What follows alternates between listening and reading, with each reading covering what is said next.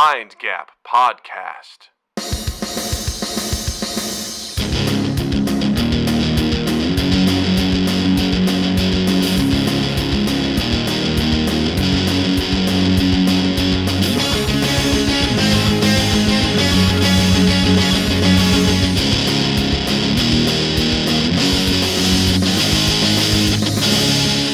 Hey everybody, welcome to Mind Gap Podcast. I'm Doug. I'm Justin, and Doug, tell me a story. I got a little scenario for you. Compliments of Reddit. Okay. All right. I want you to imagine, Justin. Put yourself. Let's go on a visionscape with me, a vision quest, if you will. Oh, yes. You're 23 years old. All right. Ooh, I'm drunk for sure. You're 23 years old, and you've been dating your 33-year-old girlfriend for 1 year. Ooh, okay. All right. I'm going 10 years, a decade ahead. I like it. All right. Decade ahead, right? You've been dating for a year, starting to get kind of serious, and you're like, I got to take this lady home to meet my parents. And so okay, you do. You take them, and you take her. You're like, Mom, Dad, time. We're having dinner. I want you to meet my girlfriend. This is Gina. Gina, these are my parents. And is like, it Gina that's cool. or Gina? It's well, there's what you refer to her in public, and then there's, Got it. in Our the sheets, pet names. Yes, sure. Okay, so in Gina, the sheets, this is she's Gina. Harvey Dent. But as you attorney at law, and then she goes into Two-Face mode where she starts spanking you because you've been bad. Okay. Anyway, all part of the story, I promise. You go. So you're sitting down at dinner. You're eating, and everything is. It seems like it's going well. Your parents have warmed up to Gina relatively well. She seems to be pretty cordial with them. And then at one point, your dad sort of like taps you on the shoulders, like, "Hey man, can I talk to you in the kitchen real quick?" And you're like, "Yeah, sure." You excuse yourself. You go to the kitchen. Your dad's kind of like, "Hey bud, really great meeting Gina. I got something I got to tell you. Your mom and I actually already know Gina." Oh, you do?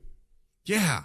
Okay. That's weird. Like from like the gym or church or what? Well, I'm just going to come out and say it. About 10 years ago, your mom and I had a threesome with her a couple of times. I'm sorry. Excuse me. I think the house was No. settling Hey, something. listen. Can you listen? Hold on. No. Buddy, come here. No, it's cool. It's like, listen, don't touch me right now. We found her through some like mutual connections, and like we just, your mom and I were like, let's see if they're into it. We kind of were looking for something new, and it worked out, and then we enjoyed it, so we did it a few more times that year. But then we kind of just like parted ways, and I just think it's great. I think it's great that he's punched you on the shoulder a little bit. I think it's great that you're with her now, and it's just like, I just want you to know we're cool. It's totally fine. It's a totally normal thing. It was all consensual. It was super cool, and I just think it's cool that you're here with her too. I think that's great. How would you react to that? My first question would be, did you ever call her Harvey Dent?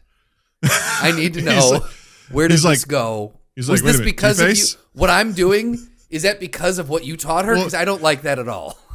Well, it's so funny because like, hey, he's just like, listen, it was really great. Let me tell you. He kind of leans in and he goes, Harvey Dent is awesome, And then a little bit of the pork chop that I ate comes back up. As, no, thank you, Father. Oh man, how would I genuinely react to that? Is a fantastic well, the question, yeah, one is, how do you react in the immediate moment? Oh, boy. What's that initial reaction? Because there's a lot going on here. There's a lot going on. You just realized that your parents had a threesome, right? So there's that, which is like, whoa, right? That's wild. Yep. 2, your parents have had some form of sexual intercourse with your current, girlfriend. Yep. Which is also like, oh boy, wild. I'm sharing a lot of the same stuff here. I'm getting sloppy seconds from both of my parents. Yeah. 3, you look back into the dining room and you're like, oh my God, all of us have been inside of your mom. Like that's kind of wild. Sorry, that one got me. And then 4, you're like, wait a minute, I was 13 while you were doing this. Oh fuck that. Yes. So when you were 13 playing, N64 or whatever, your parents at some point when you were like out at gymnastics practice or whatever, your parents were having a threesome. When I was at Shotokan Karate. Yeah. When you're at the mall trying to save up to buy your shurikens, To defend the house. I mean, that's what it really was for. It was that you stayed over at Bob's house. You were like, wait a minute. Right? They were really, really emphatic that we have a sleepover tonight, Bob. I'm cool with it, but I don't know. Yeah. They were really into it. Mom said it was something about scheduling. It really worked out. I don't know. Right. She seemed pretty excited They said they were about it. bowling tonight, but usually I get to stay home when they go bowling. Right. Yeah. That's, man, I think the first thing would be my stomach would genuinely bottom out. I think I would be, like, I don't know if that's like a gut punch, because how do you come back from that? What do you say to that? I don't know how you begin to process that information. I think initially you look at your dad and you say, hey, listen, I think it's really cool that you felt comfortable enough to tell me this, because I'm rather know now than maybe years from now, after maybe we get married or something. You're like, hey, by the way, buddy, wedding day, you're like, guess what? Like that would be brutal. But the fact that they would feel comfortable enough to be like, hey, listen, I think it's important that you know that we also know Gina.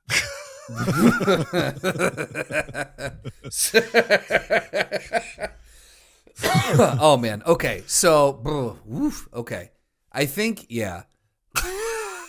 I think the first question I would have to ask is, I would sit down, I'd be like, okay, you pop your head back in and go, this is going to take just a little while. You guys make yourself comfortable. You close the door and go, I have a lot of questions to ask you.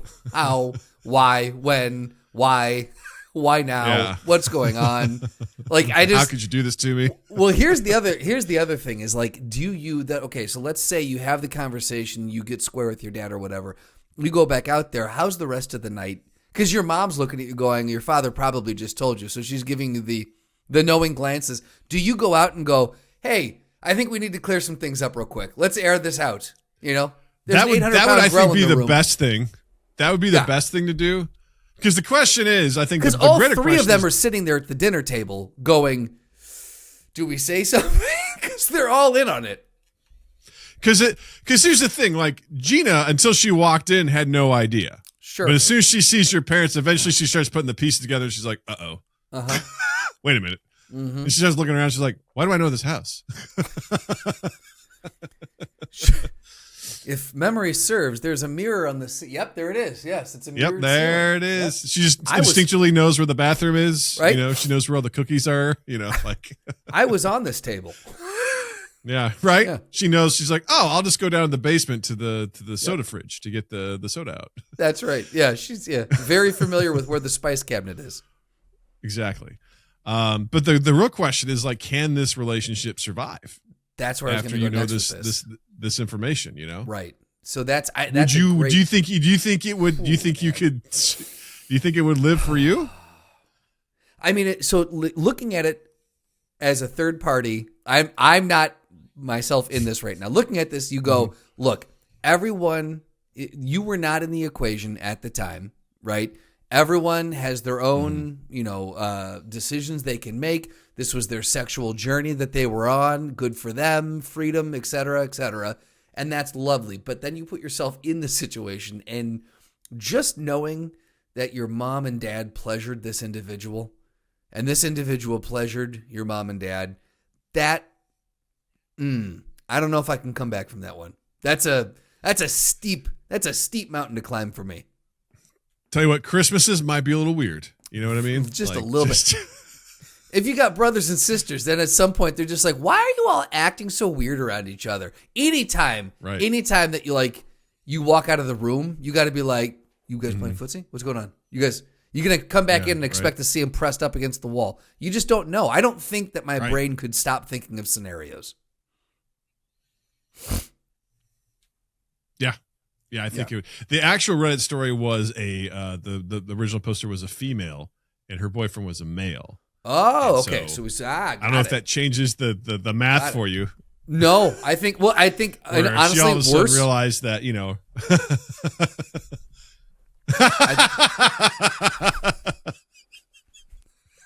somehow worse. Somehow worse. Yeah, I don't think that's good. because if it was a dude, the dudes lock eyes at some point, while they're doing Right. their thing in the middle of that. It's like, no, that Mom, they shared a moment. Yeah, there's the word Eiffel Tower gets thrown around. Mom.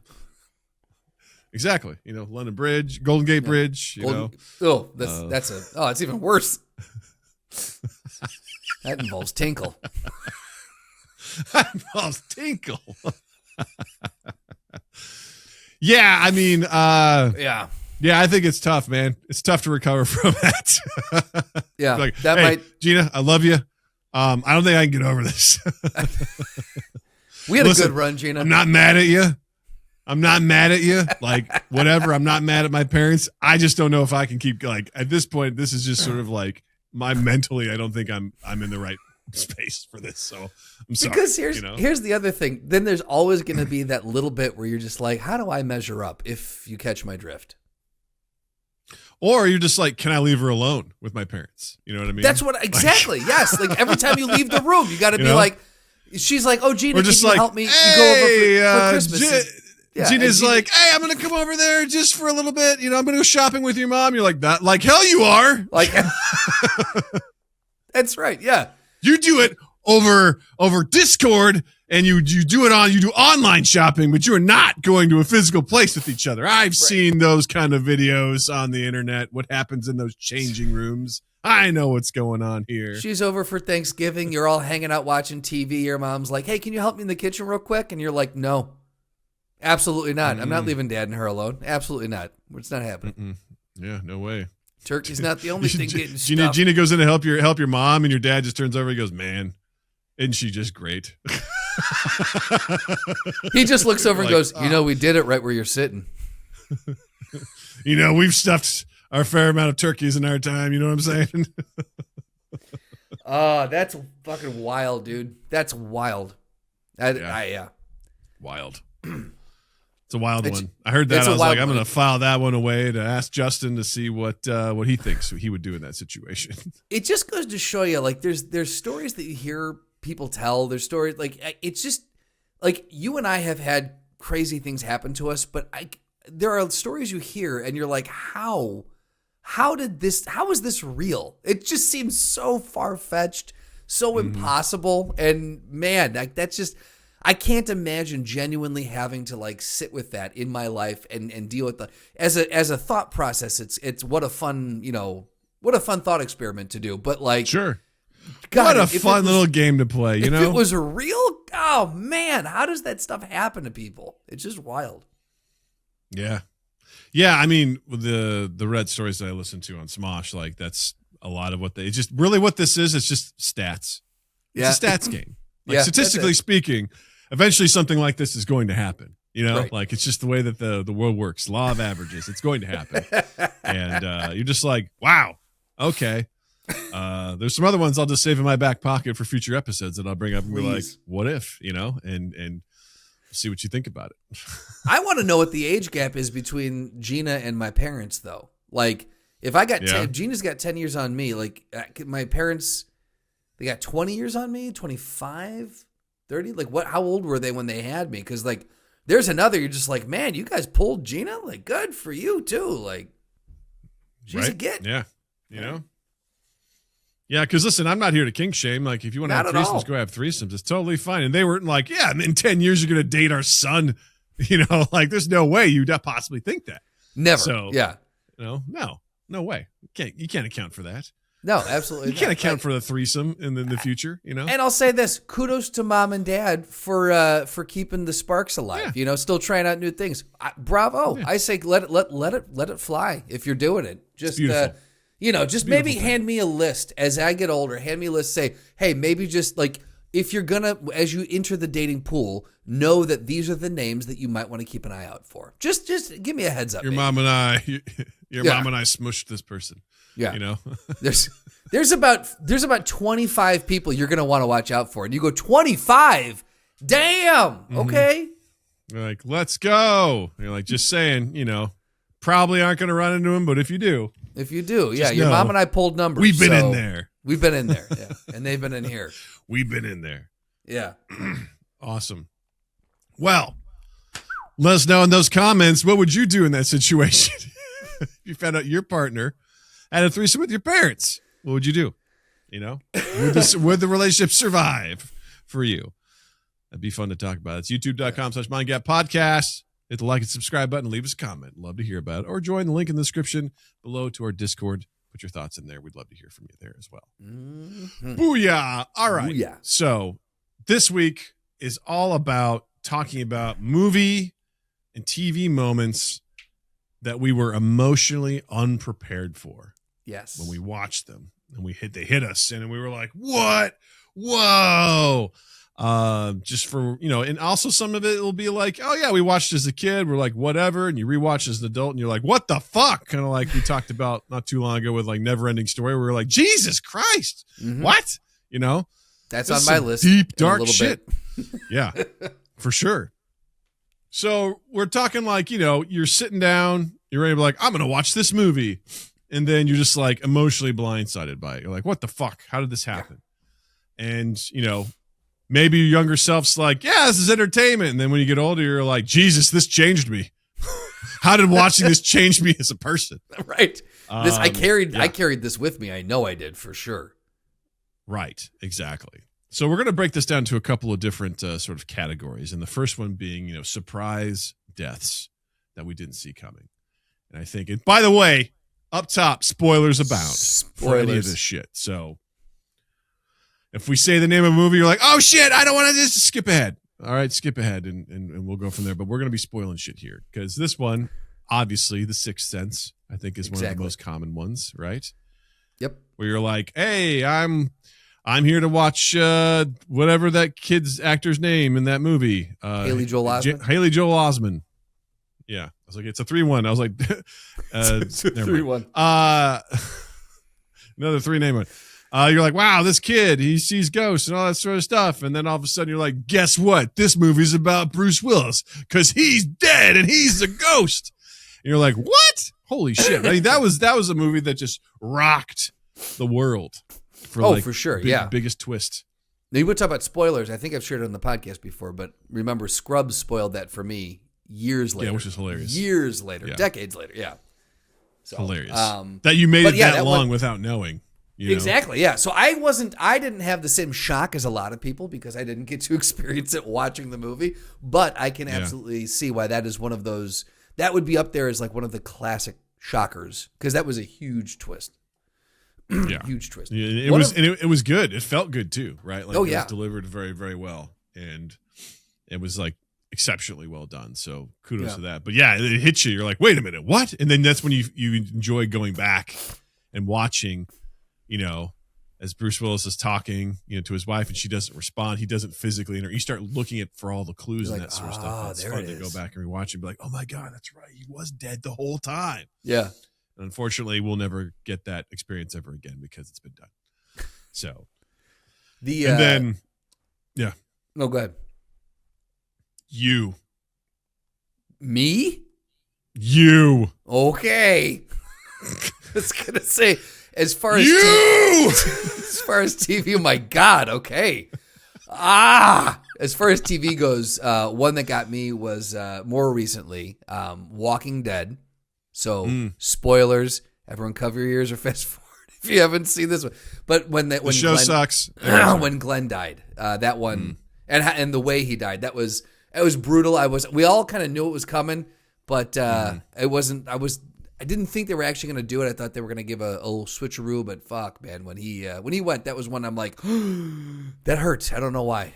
That one hurt for a reason. Yeah, I hated the marketing around that. You know, they specifically built that to be like, who died?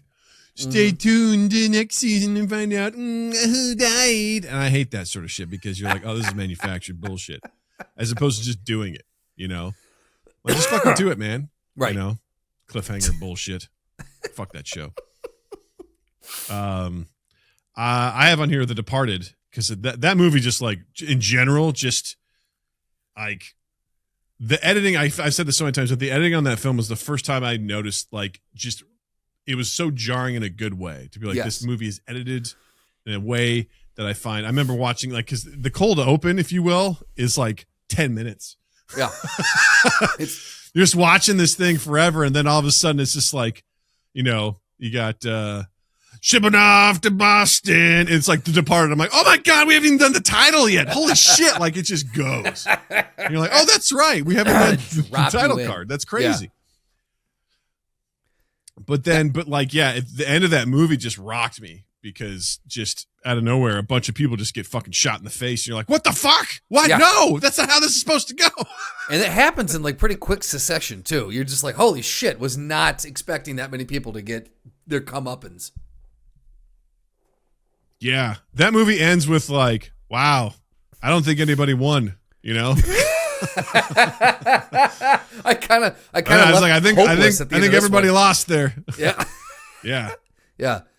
It's just like, don't be a rat is what I got out of this, you know? Yeah, exactly. Also, cranberry juice. Cranberry juice, yeah. I think the one that you have on here that probably is one of the best modern day ones is Up. That one, that's one of those where I was like, you hit us hard very, very, very quickly. Was not ready for that one. And out of it, the Pixar ones always do that to you, but that one hit different as well. I don't know what it was about that one, but because it was such a cute couple. They were so cute. What's amazing about stuff like that too is that there's so little dialogue. Yes. Right? And most of it is they're just showing you, and we're coming along, and then like without words, we know exactly what's happened, and we're like crushed. And that's what I like about the opening to Arcane. Is the same thing. Is like the opening scene. There's no dialogue. It's all just like visuals, and you're seeing like characters reacting to each other. And I watched it with Natalie, and like when that was over, I turned to her. I go, what did you learn from just watching this? Like, what emotions did you get from it? It tells a fantastic story in just a matter of minutes of like what has happened on this bridge with these two girls and this man and these people who are dressed like the military. Like, what are you able to, as someone being like, oh my gosh, there's not an exposition dump. It's just, these are the things that it hits you. And this one in particular, like, fuck, it's both lovely and then just gut punching, then lovely again, and then sad, and it's everything, and that's just the opening 5 minutes. yeah. No, Pixar does that. It's you're just seeing these images of just again back to Up, like this images of this beautiful life that was lived, and they do such a great job of tying it into what you may experience in your own life. Like there's like that, like the trips and the photo albums and the things, so you can imprint yourself on that very easily, and it's such a rudimentary emotion that they tap into. And like you said, it's just imagery, and but it's imagery we're all so intimately familiar with, and then fucking gut punch. Yeah, I remember watching that. I don't think that maybe it's just because of the time of my life. I watched it and I was like, oh yeah, that's pretty sad. I was like impressed by it. Yeah, but I don't think I don't remember being as shocked by it as I think most people were, because maybe I was dead in the side at the time. I don't know, but I remember watching it and being like, wow, that's pretty deep for a Disney Pixar movie, you know? Hugely. Yeah. Yeah, it was pretty nuts. Anything else you got for surprise deaths in TV shows and movies? Not the surprise. I guess one of them, see, it wasn't really I don't know, Hereditary. You remember or not not Hereditary, sorry, Heretic. The one with Hugh Grant. The one with I just in the middle with like there's that whole scene of like, oh, I did not expect the one, again, we're spoilers, did not expect that one to die and then didn't die and then did. I'm just like, I am on an emotional roller coaster with where I am with this fucking film. And yeah, it was that was a good one too. Hereditary I've not seen yet. I always get those two confused, but yeah. Yeah. Oof, that one is in a league of its own, man. that movie left a mark, that's for sure, for better or worse. So now we're switching over to things that like Betrayals. Yes. Felt like we got comfortable with a TV show or a movie, and then they're like, guess what, baby? Uno reverse. And one of the classic ones is finding out that Darth Vader was Luke Skywalker's father, right? Didn't see it coming. I don't know if it has as big of an effect on me because, you know, I was born roughly around the time that movie came out. So, and even when I watched it, I don't think I was old enough to really grasp the magnitude of what that was.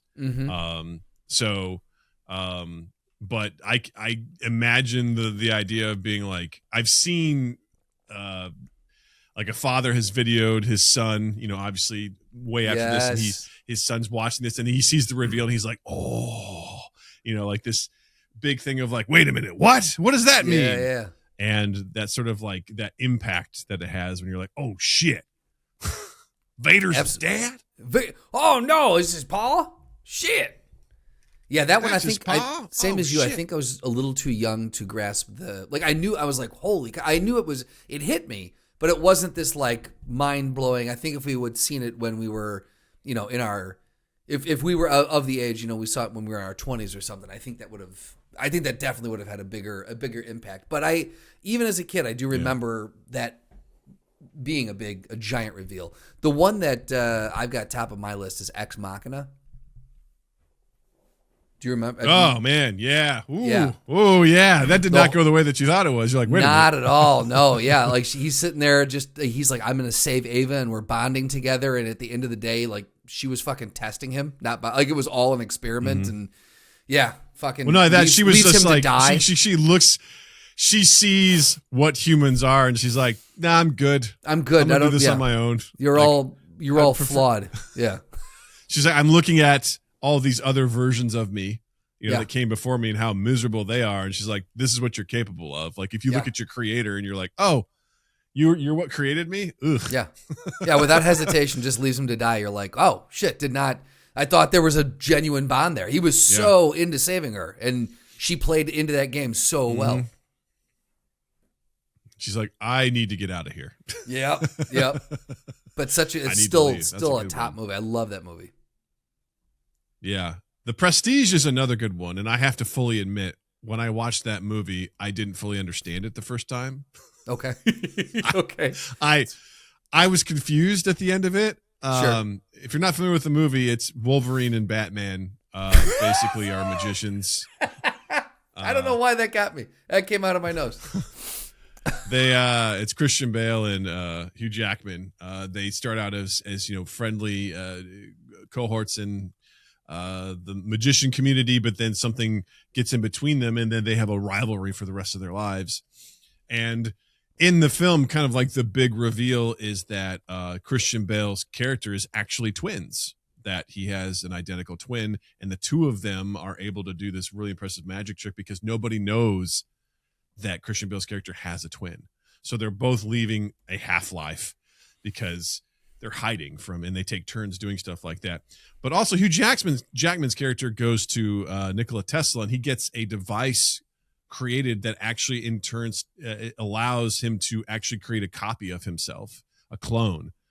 And I was so confused because I was trying to piece it together. I was like, well, when did Christian Bale's character get a machine that allowed him to copy himself? Because I feel like Tesla didn't build that until way later in the movie. So how was he able to copy himself, even though he's like, I have a twin? That just, for some reason, that just went you did over not my head. want to hear And I was just like, huh?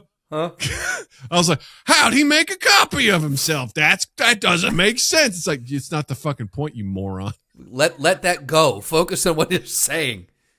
I was like, he got a twin from the machine. When did he get the machine? Yeah. But that was a hell of a reveal when you look at that, because, and again, Nolan does a good job in that film of just like slowly giving you the pieces of information, because you're like, oh my God, you're watching these magicians pull. You're like, oh, they pulled this master trick, and then the other one pulls a master trick, and then it's like, who's gonna get the last word? Like, who's gonna get the final thing? And it's like, you're like, holy shit! Like this movie is literally a magic trick playing out before your eyes, and you feel like you can't trust anything, and you're like, oh my God, I don't know what's real. Classic I love film. it. It's one of the best. One of the ones for me, and I watched the Netflix series before I watched the movie, so I got to see Andrew Scott portray the talented Mr. Ripley. And have you seen the film? Yes. Okay, so it's the boat scene where Tom kills Dickie, and it was one of those where I knew something. I was like, something nefarious is going to happen. Did not expect a all-out, just fucking bloody, brutal murder of what was his best friend, and then just assuming his life. It took a turn. I didn't realize it was going to go. I knew this guy was not to be trusted, but I didn't realize it was going to go this far, and everything that he did after that was very absolutely interesting wild. portrayals of that story, TV show versus the movie. And Yes. I think I like them both for their own paths, because the one in the show, I think, focuses a lot on his, like, a lot more sinister. Yes. Whereas he is sinister in the movie because he's willing to do these sorts of things, but it almost seems like an infatuation with finding that good life. You know what I mean? Yeah. And whatever, where you see him be a con man immediately in the TV show. Like, he's scamming people out of checks. He is, doing stuff like that. Whereas in the movie, you kind of get the idea that it was just like, oh, it was just an honest thing, you know, or whatever. And then he just sort of like, whatever. That went awry. So I think but then he just rolled with it. So, but yeah, like this, he also seems way more cringy in the movie than he does in the show. Like, things he gets into and whatever. You're like, oh, gross. In the show, like, it was, again, it's a masterclass in acting from Andrew Scott. Like, what a powerhouse fantastic performance he did. But you feel the longing that he has to have what Dickie has, the anger that he has towards Dickie for what Dickie doesn't, he doesn't appreciate what he has, and all this stuff, like all the layers, and then it just like culminates in I'm just gonna kill you. You know, and he does. Dickie's way more obnoxious in the movie than in the show too. Like, infinitely more obnoxious. Jude Law like kills that being an obnoxious twat.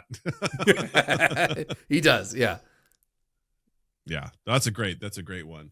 An obvious one is Game of Thrones. Like, that show, you know, immediately broke all conceptions of like, oh, well, the good guys are going to be okay because they're the good guys, and it's like, no, that's the point.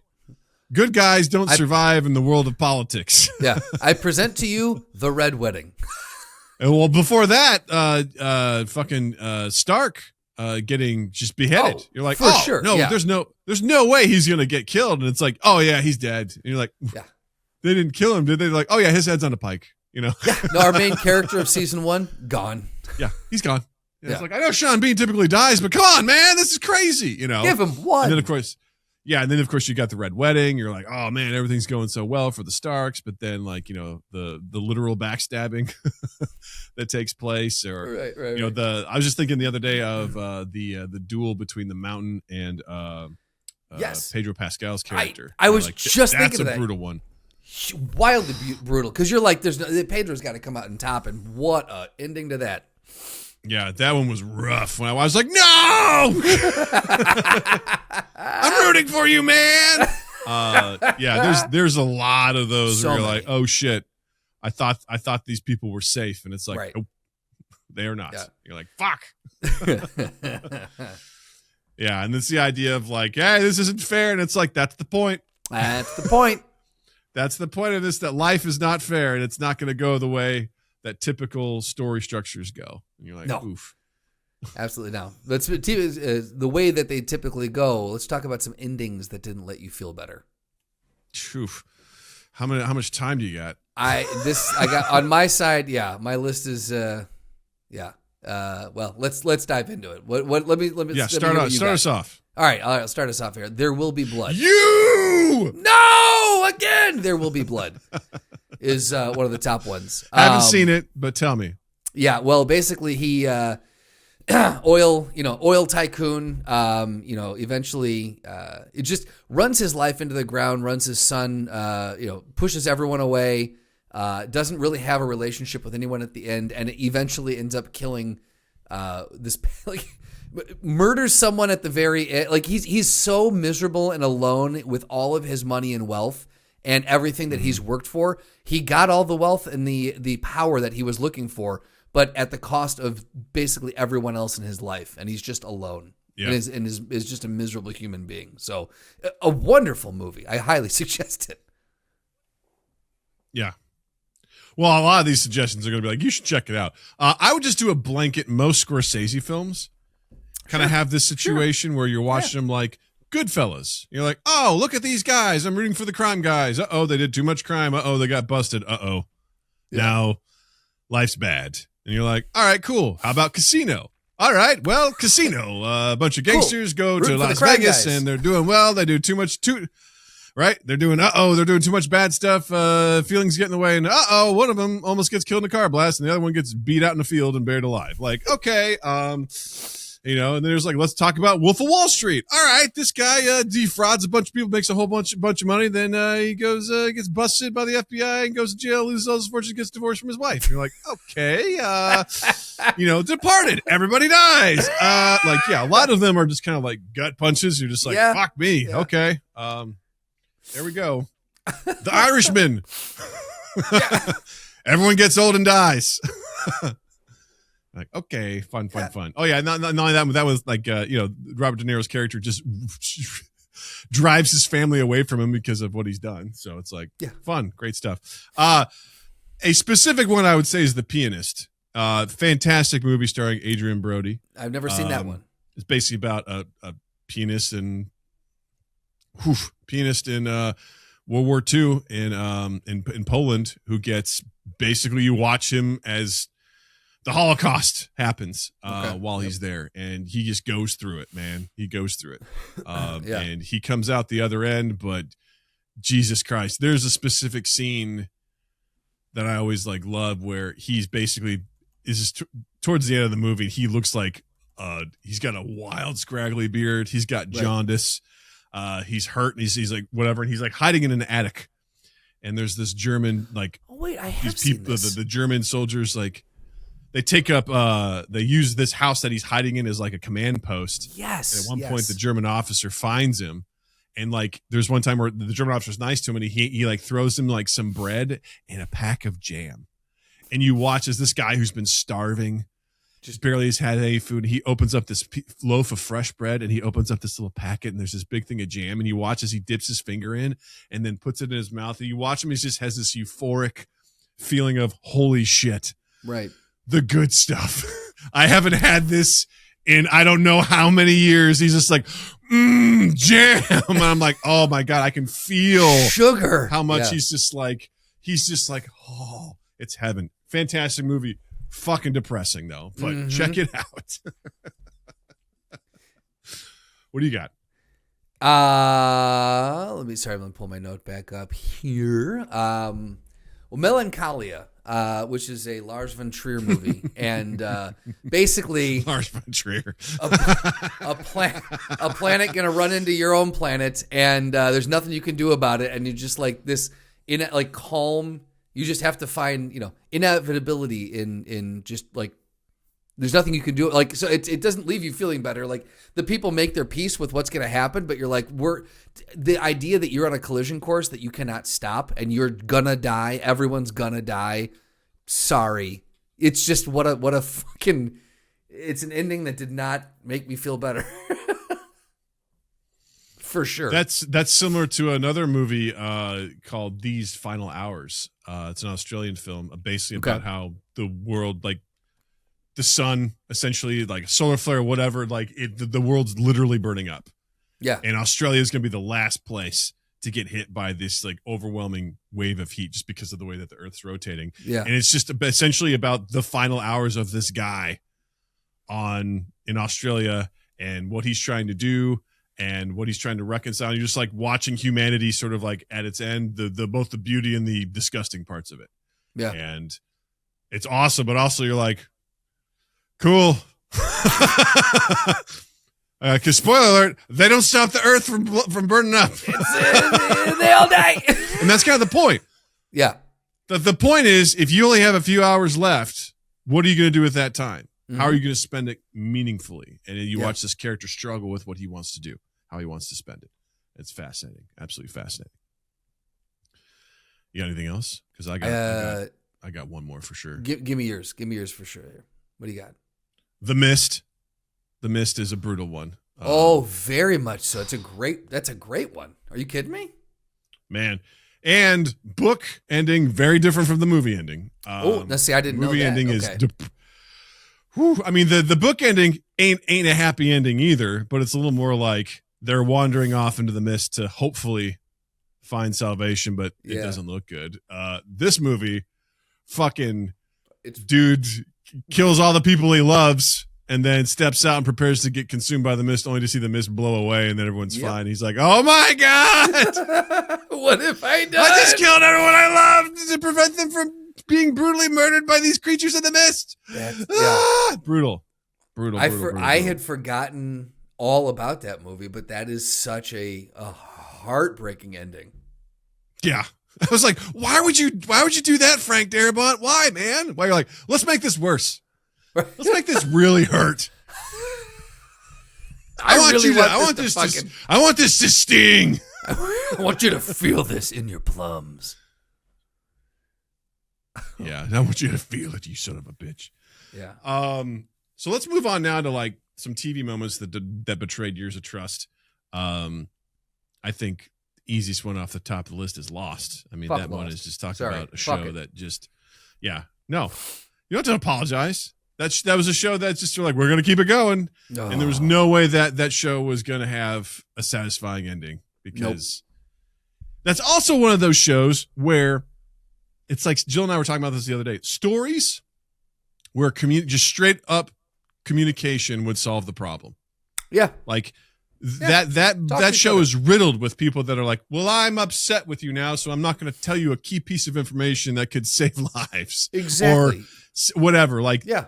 That sort of stuff is so frustrating to watch, where like literally someone is willingly withholding information. Yep. And by doing that somehow moves the plot forward.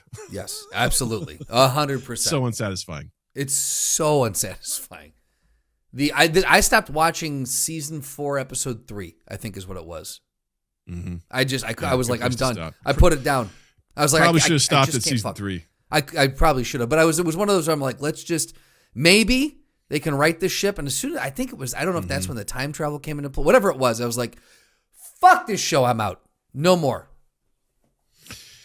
Yeah, I remember season 5 like having like a pretty wild ending to it, but like I remember going back and rewatching just because I was like, oh, that's a good show. And I went back and rewatched it. And I was like, there's a part where this comes off the rails, and where is it? And I realized it was season 3 is when it came off the rails. It's just okay, yeah, okay. When it was the others, and there's people that have been living on this island forever. And again, just a situation of like, if people would just communicate with each other, because they're like, the others are stealing people, and whatever, and they're like, and then those people are killing the others, and they're like, well, they shot us. I'm like, you're literally stealing people off the beach in the middle of the night. Like, what the fuck? You like, talk to each other, introduce yourself. That's the kind of stuff from like conflict starts over nothing, and it's just it gets bonkers, and it just gets worse from there. It's another case plus too. Stuff isn't explained, and it's never good. Well, right, yeah, it's another case too of where they had a beginning, middle, and end. They had a story they wanted to tell, and then the network said, "Oh, add more seasons because we're getting people like this. We can make a lot of money off it." And then the writers were like, "Okay,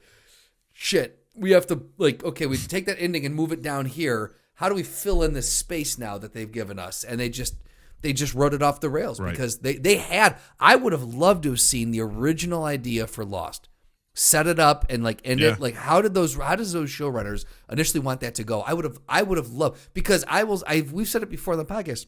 The pilot episode of Lost is one of the best pilots I've ever watched. It's such a good pilot. It's so cool. Such a great concept. Man, do they set up intrigue. You're like, I want to know what's going on with this fucking island. Is it a polar bear? A mist monster? Yeah. What's going on? Yeah, so much. And then that's what taught me that, hey man, it's just like we learned in improv. It's like, hey man, don't hide the box. All right. If you present a box in improv, open the box and tell people what's in it. Don't do a scene about what's in the box, because it's never going to satisfy what people already have in their minds. Yep. You literally just rip the box open and be like, oh my God, it's the sun. Whatever it is, because the more you wait, the more that anticipation builds, and then it's never going to be satisfying. And that show taught me that. It's like, we're never going to get, and what they eventually do reveal, you're like, oh, okay, the mist monster was a dude, the man in black, who was trying to get to Jacob. See, I didn't know any of this. And reasons. Wow. How cool is that? It's not, doesn't pay off. It's not worth it. It's so awful. The one on my list is How I Met Your Mother. I like the series. Oof. It's a fun, it's a fun build up. But not as fun anymore when you rewatch it now. You're like, oof, there's a lot of just stuff. got You're done. like, I don't think that one's getting syndicated. No, I just got done with the rewatch on that again, and I went through all 9 seasons, and I got to the end. And I'm just like, man. So you set this whole fucking thing up, and then you just at the very end you go, also the mom dies, and he ends up with Robin.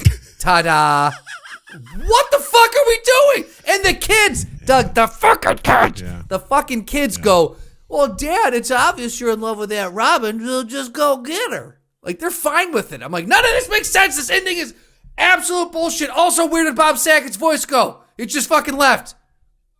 He died, Justin. He died.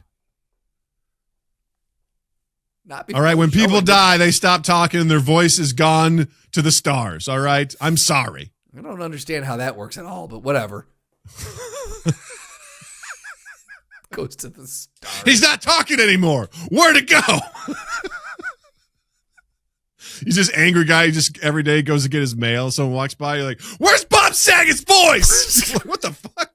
I'm just walking my dog, man. You're like, where is it?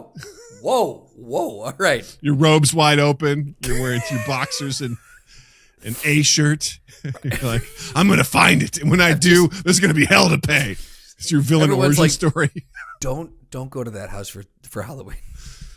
Yeah, Stay clear of that. Because he's got questions and there's no answering that question, man. He's got questions that you just won't be able to answer. There's no satisfaction. Yeah. Another one I would say is The Leftovers, which is a fantastic show. I love it. I have not seen that one. The ending is not very satisfying. It's kind of one of those things where you're like, well, what do you think? You know, kind of a little bit of like Stranger Things. And at the end of that, you're like, well, what do you think? Yeah. Do you believe this or do you believe that? And it's you go through a lot. There's just a lot of emotion. The conceit of the show is that one day, a certain percentage of the population just vanishes. They just disappear. Yeah. Everyone's like, whoa, what happened? And it turns into like a religious thing where like, oh, it was the rapture and whatever. And you're essentially watching these people who consider themselves the leftovers and they're dealing with that event. Yeah. Like, how do they move on? Because it wasn't a large percentage of people and it was just whatever. And so there's a lot of like heavy emotional stuff that's happening as people are going through that. And then at the end of the show, you're just kind of like, you don't quite get the resolution. At least I didn't get the resolution that I was hoping I would get. But yeah, still a fantastic show. Excellent acting, just top notch. But definitely was like, I don't know. That didn't really pan out. Didn't fully land that plane. Yeah, didn't quite do it. Well, then let's talk about all the family movies that taught us about grief.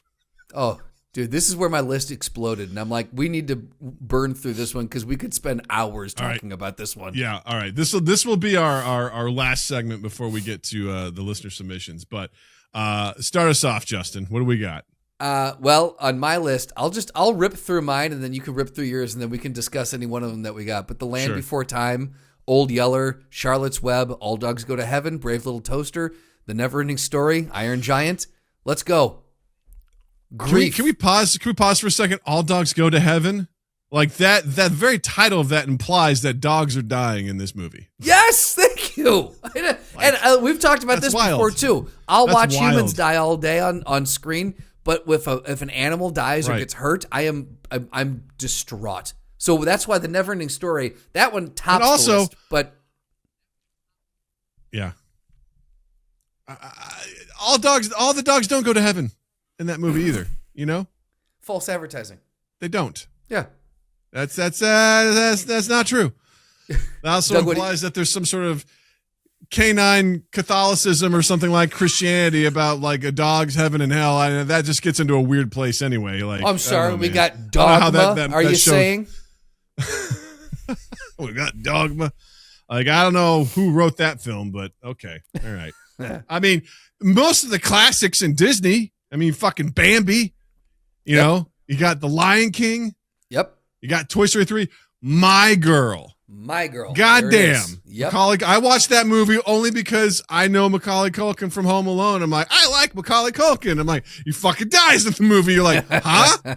Because it's so weird too. Because like the bees start buzzing, you see his glasses, fall away, and I'm like, I wonder if he's okay. And it's like, he's dead. I'm like, what? No, Dan Aykroyd's got him laid out in his house. Bees got him. Like, not the bees. The bees, not the bees.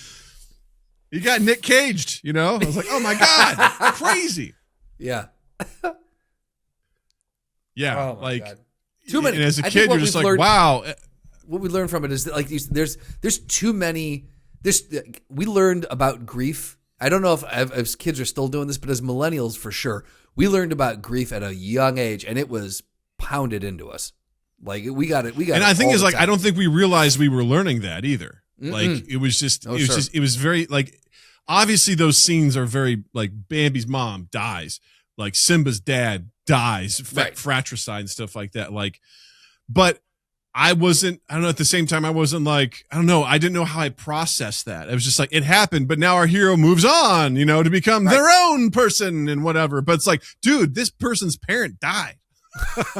Can we take a minute for that? Like, what are we doing here? Yeah, you're a kid. Can you imagine if your parent died? You know, it's like, what? And I was like, you know, it's just Hakuna Matata, bitch. You know, like, here we go. Wild. Yeah. Just wild, man. That hits hard. And I don't think that quite happens like that. I mean, from the stuff that, I mean, obviously Natalie has seen The Lion King and some of these other films and stuff like that, but those are our movies. Haven't really seen a whole lot of her movies where, you know, that kind of stuff happens. Because I feel like a lot of, like, it was the generation before us that were making those movies when we were kids for us. And now we've grown up and we are protecting the children now. Like, we're not making movies. We're like, no, we saw too much as kids. We need to protect the babies. Right. Yeah. We're like, they don't need to worry about that. Nope. The world sucks enough as it is. They don't need that. So yeah, plenty to go there. Well, I asked the Discord community, I said, hey, you know, which kind of movie or TV moment emotionally wrecked you the hardest at the time of watching? And I put out a poll, and it was kind of split between surprise character deaths and betrayal / twist reveals. And then one person put childhood trauma in disguise. So there was definitely a lot there. But here are what some of the Mind Gap community said. Noah says, I have a top 3, all of which are different categories that all affected me differently, but still very deeply. He said, number 1, Fox and the Hound. The ultimate betrayal, best friends found, brothers forced to be enemies. I mean, come on. Number 2, he said Doctor Who, Matt Smith's regeneration into Peter Capaldi, seasons 11 to 12. Hit pretty hard because it was my first generation as a fan, first regeneration as a fan, and really felt like saying goodbye, and the future of the series was unclear.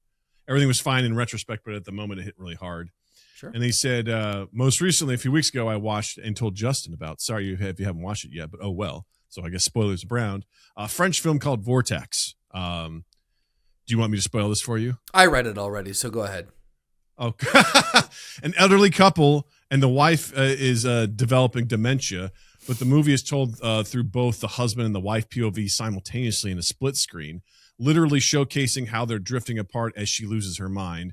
And the actual visual language of the film. However, at one point, the husband dies. His side of the split screen goes away, and the dementia has fully set in on the wife. One night, she wakes up and begins searching for someone. She can't remember who, and of course, she can't find him.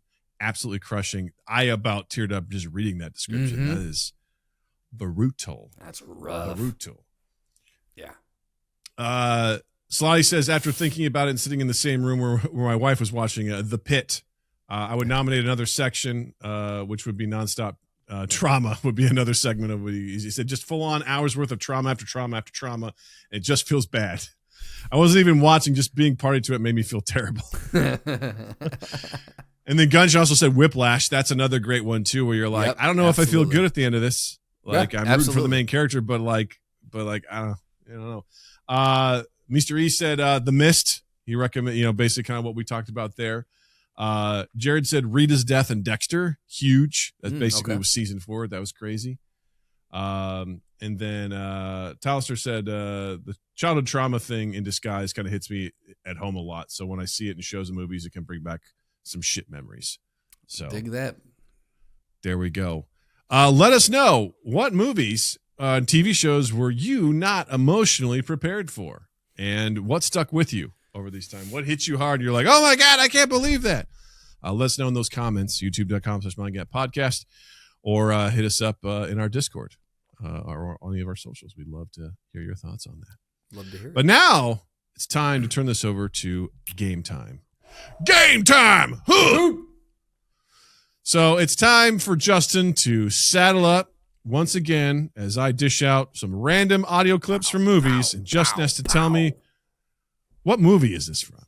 So this is guessing movies based on audio clips. So, Justin, are you ready? I was born ready, Douglas. Let's okay. do this. Let me look at these real quick, because actually I have more that I have to choose because I have a plethora. Of you're spoiled with choices. I've been on I was like, things have popped in. I'm like, I got to grab them while I can. So one of these you have not seen. Okay. One of them you have, and I don't know if you've seen the other one. So okay. One for sure, one not, and then one maybe. So which one do you want to start with? Let's start with let's do the hardest one first. The one that I've not seen. Okay, here we go. I'd walk into a restaurant, Frank. 10 guys would reach for my hat. I'd stand up to take a piss. They'd clear the restroom. You know why, Frank? I'm Rainbow fucking Randolph! That's why! Is it Death Smoochie? It's Death Smoochie. Yeah! I did it!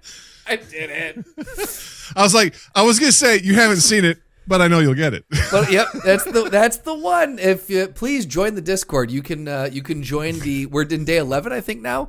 Of day 11. Yeah, we have folks in the Discord been counting down how many days it's been since Justin has not seen Death to Smooch. Every day they check in like, Justin, have you seen it? So what's going on? It makes me again. This movie is littered with amazing lines like that. Yeah. Just like this guy is like, I'm Rainbow fucking Randolph. That's why. You're like, what is this? What does this mean? It's an amazing line. I love so it. Aggressive. It's just fucking beautiful. Well done. Well done. All right. Well done. All right. We're going to move on to a movie that I know you've seen. Okay. So here we go. No pressure. This almost is more pressure. I know, right? You know you've seen it. Here you go. Defiant to the end, You won't cry like him, will you? You're not afraid of death. You're like me. The only thing that you and I have in common, Mr. Creedy, is we're both about to die. How do you imagine that's going to happen? With my hands around your neck. Oh no! Oh no! I heard the. Oh no! Oh no! Here's the thing, man. I feel like I just watched this movie again too. Oh no! One of my favorite lines from the movie.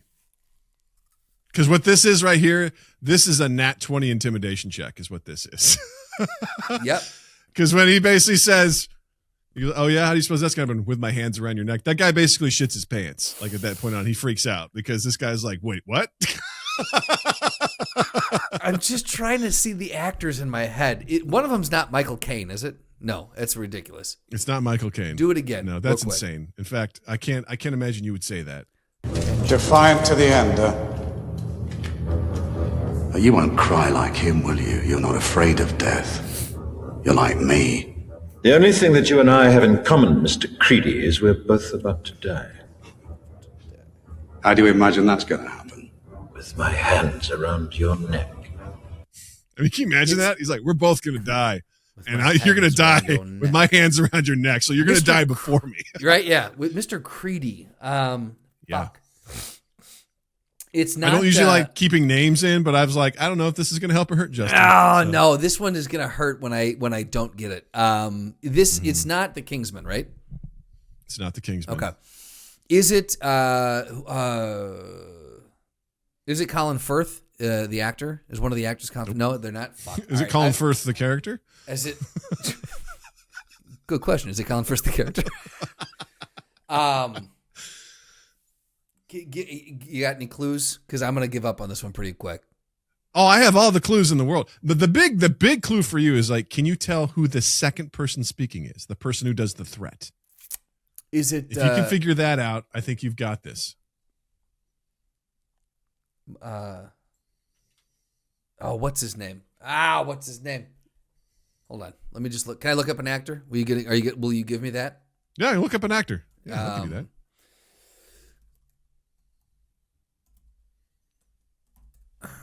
What's his fucking name? It's not Mark Strong, is it? It's not. Great voice. I fucking love Mark Strong, but it's not Mark Strong. Cool. All right. This was directed by the Wachowskis.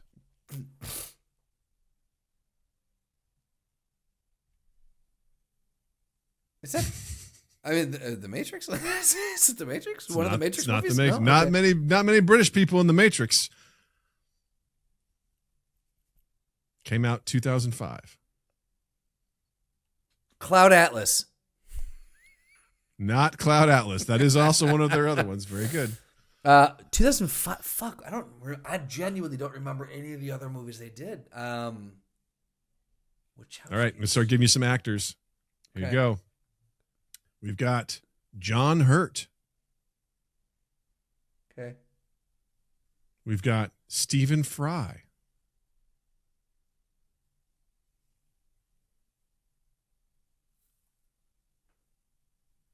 Okay. We've got Natalie Portman. Is this V for Vendetta? It's V for Vendetta. Oh, fuck. That second voice? Yes. Hugo Weaving. Yes. As V. Yes. I was going to make an Agent Smith joke, but yes. Okay. Yes. That could have led you there. Because, that was like, if you figure out that's Hugo Weaving, you can figure out this. This is at like the end of the movie where he's in the tunnel. Yes. And he's surrounded by all those guards. And he basically is like, he takes all we're the both shots. about to die, but you're going to die with my hands around your neck. And he's like, what? Wait, what? What are you talking about? Who's the guy who's threatening? Who plays him? Oh, I just closed it. I don't know. Let's see here. I'll pull it up real quick.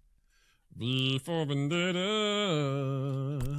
I don't know the guy like off the top of my head, but his name is Tim Pickett Smith. Tim Pickett Smith? Glad we paused for that. Okay, great. Tim Piggott, like Smith. Oh, Piggott Smith. There you go. Yeah, there you go. Okay, cool. Yeah, Nothing Burger. Duh. Okay, well, messed that one up. Next! All right.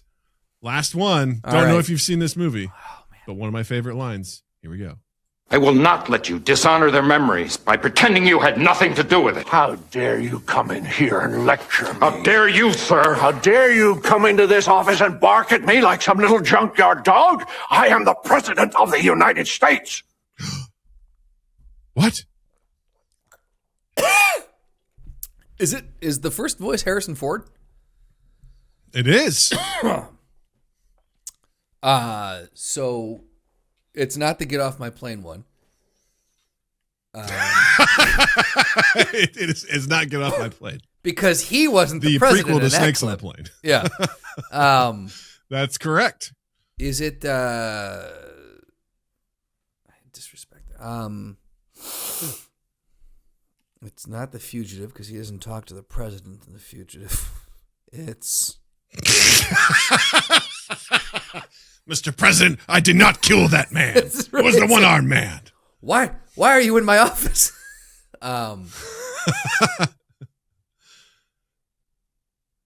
Kimball's at the White House. We have to stop him. How did he get in? Jesus Christ. Tommy Lee Jones. I don't care. You know? I don't care. Fuck. Give me it one more time. This is not going to go Of well course. for me. Yeah, I'll listen to this every I day. will not let you dishonor their memories by pretending you had nothing to do with it. How dare you come in here and lecture me? How dare you, sir? How dare you come into this office and bark at me like some little junkyard dog? I am the President of the United States. Is John Lithgow the other character? No. Really? Oh, wow. No. Wow. Is this Donald Moffat is the other character. lies? Is this the one? Is this the one where he played? It's the Hunt for Red October, True Lies, all the. What's the not True Lies? What's the? It's the one. The whole Tom Clancy. It was Rainbow Six. What are we doing? Two very different films. No, I know. Hunt for October. I know. True Lies. Pa- Predator. Total Recall. Total Recall. Rambo. Patriot Story. True Patriot. Am I close? Am I in there? It is a Jack Ryan film. Yes. It's a Jack Ryan. That's the one. Yeah. Okay. Is it Patriot Games? It is not Patriot Games. Is that one? Is that the name of one? That is one of them. Okay. Yes. Cool. Yes. It's. I believe Harrison Ford was only Jack Ryan in two of those films. So Cool. one of them is down. You just got to think of the other one. All right. So it's not Hunt for Red October, right? No, because that was Okay. Alec Baldwin who was in Yep. that It's one. not Sum of All Fears. I know that. Nope. It's not That's Jack Ben Ryan Affleck. the series. It's not. Nope. Oh man, It's okay. I'm I'll really give it good to at you guessing 'cause what they aren't. I don't think you're going to be able to guess this if I you don't won't. know it. So this is Clear and Present Clear and Danger. Pleasant Danger. I knew it. Yep, that was it. Yep, that's the one. Have you seen that movie? No. No. That's a great scene. It's one of the last scenes of the movie where Harrison Ford man. basically goes into the president's office and just rips him a new one, and they have a huge argument. It's, boy, really hard to watch that movie today. That movie came out 30 years ago, 31, 32 years ago, and it's like, wow, look at this. Accountability doesn't exist anymore. Shout out to everyone in Minneapolis who are standing up to ICE. Fuck those guys. Yep. I'm happy for you, and I love you all. Don't 100%. give up. We're here with you in spirit and otherwise, and accountability will happen. I do believe that. So just like Harrison Ford said, how dare you, fuck off. He didn't say that, but that's what he meant. So right on. Justin, great effort, man. That was good effort. I was there. I was close. I was You were close. You got Death to Smoochie, and that's what matters. That's really what matters. That was the real one. That's really what matters. So absolutely well done. Good job, buddy. Thank you. All right. As we wrap up, Justin, what do you got to recommend this week? I am going to recommend Weapons. I would say. I'm not a horror fan typically, but I am starting to kind of dip my toe into that realm. And goddamn, Weapons was good. That was wasn't it good? That kept me on the edge of my seat. I like how they told it from different perspectives and everything intersected. Yeah. And it went places I didn't think it would go. And you know what? That one had a pseudo satisfying ending. I'll say. It did, yeah. Yep. Yeah. So, that was the movie where I was just like, it was good. Like, the reveal and everything. I'm like, I'm okay with it. It was fine. It was good. Yeah. I enjoyed it. I found it very enjoyable. Yes. So, absolutely. Yeah. Dougie, what do you got? I don't know. I don't know if I have a lot. Goldfinger came out with a new album this week. And I gotta say, I was bummed. I didn't enjoy it as much as I thought I would enjoy it. But there is one song on the album that I really, really like. And it's called Lie in Bed. Okay. It's very good. You can check it out wherever you catch your stuff. Goldfinger is one of my prolific bands that I liked when I was in high school. And they're still around doing stuff. And this is a good song. Really captures who they are. Nice. It felt good. I also realized that Mark Hoppus and Travis Barker were co-writers on the song, which I was like, that's interesting. It definitely has a Blink-182 vibe to it. So I was like, I'm here for it. So Nice. bada bing. Well, gang, thanks so much for hanging out with us another week. We appreciate it. We appreciate your time. You can listen to so much other stuff. You can watch so much other stuff, and we appreciate you spending time with us. So thank you very much.